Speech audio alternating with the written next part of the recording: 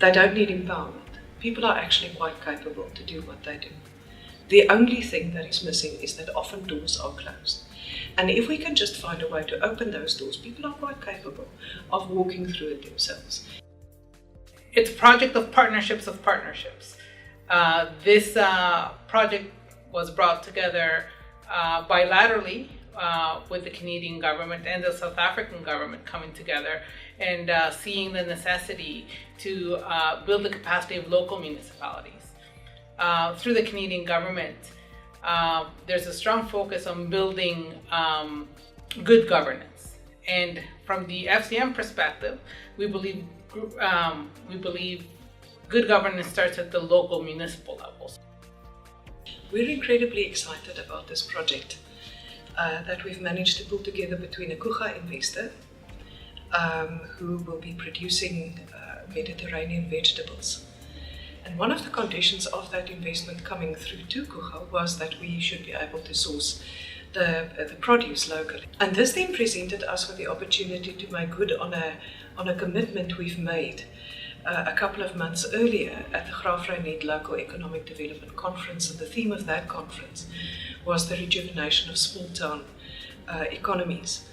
And at this conference I met Dr. Sunshine Blow, who is the CEO of the Coega Development Agency. Coega has established itself over many years in being successful in attracting multi-billion rands worth of investment within Coega area. And our responsibility as the Coega Development Agency is how best can we integrate with this successful enterprise in a manner that seeks to advance the socio-economic development of the Coega area. And Sunshine and I sat down and we said, what can we do as developmental institutions to see how we can support local economic development efforts? And coming back to the investment, we then immediately saw this opportunity to say, well, if we are going to source the Mediterranean vegetables locally, how can we produce it outside of the commercial farming system and create an opportunity for women in our area who are currently unemployed, who are probably between the ages of around 30 to 50, who don't see any opportunity to enter the formal economy as workers or as anything else for that matter. And how can we bring this opportunity to them? Going back perhaps to why we're doing this, is the focus really is how do we build a municipal government to be inclusive of all citizens, regardless of sex, gender, capability, disability. But how do we, as a municipal government, render a better service to all our citizens? Then we said, but how can we finance this cooperative? Because whenever you talk about land reform, we're very quick to talk about the assets, about the actual land. But a lot of emerging farmers that I've spoken to say to me, but Micah, it's very difficult to find operational finance for the diesel, for the tractors, for this, for that. And we then sat and said, well, okay, how can we come up with a solution that works for these women? And with cooperatives, often the commercial banking model is not quite what you're looking for, because you're talking about high costs, you're talking about often very high interest rates. So generally, you can do a better financial deal. And at that point, we then started engaging with FORUS. And FORUS has its financial model, which is cooperative-based, which doesn't charge interest, which doesn't charge transaction costs, and rather they charge a portion of the turnover. The reason why the FORUS transactional platform is so important to a project like this is it brings transparency, honesty, dependability to the whole transaction. Every participant in the system has a single platform that they can use to achieve the needs that they have in their economic environment. So what we're doing is we're taking the FORUS transactional platform and we're using it to monitor and disperse the funds for the project. So what this does is it avoids any risk that there might be to funds being misappropriated or funds not being spent on the things that they were intended for, which will make the project successful. So by using technology, what we're doing is we're mitigating the lending risk. We now, with the technology that we have, we're able to go mainstream when we look for funding for projects.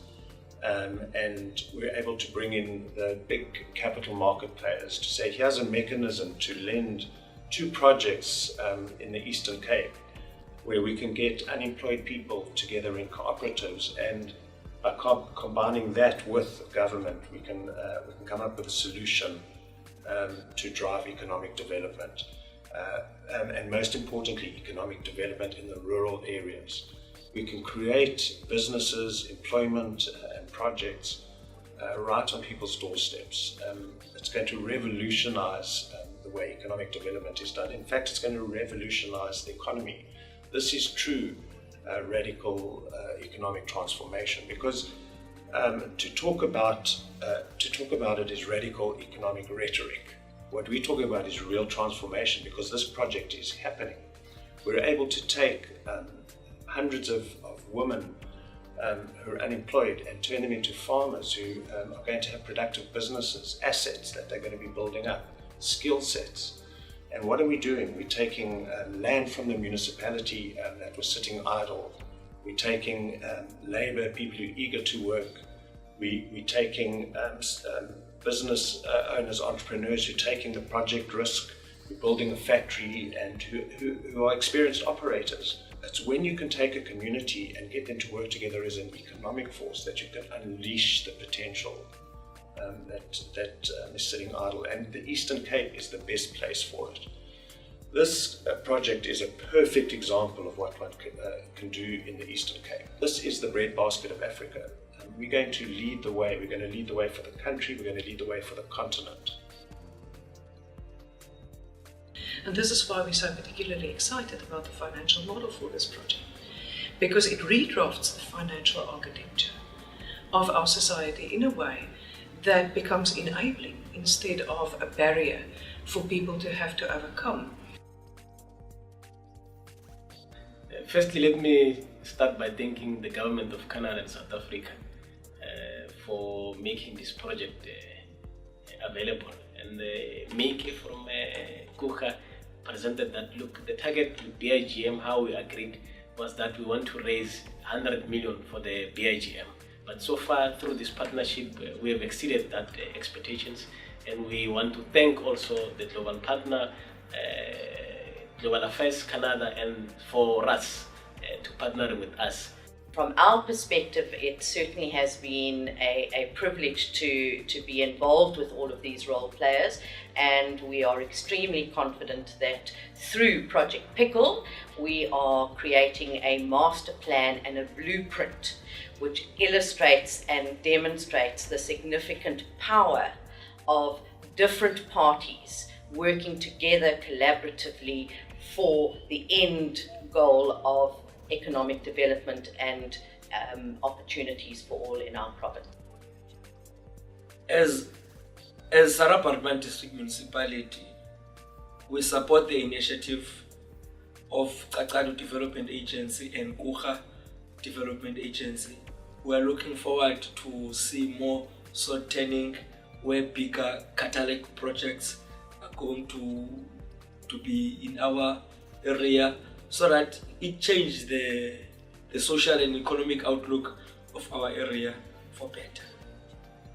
And the most amazing thing about this project is people are actually quite capable to do what they do.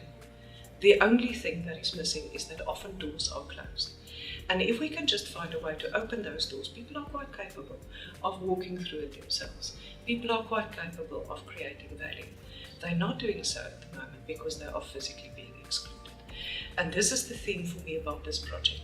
By getting elements of our formal economy working together, by leveraging the capacity that we have in this province, by working with our formal institutions and our communities, we can start opening doors. And that is the thing that will give the Eastern Cape great economic hope and great economic performance. Wake up, wake up, wake up. If you not wake up,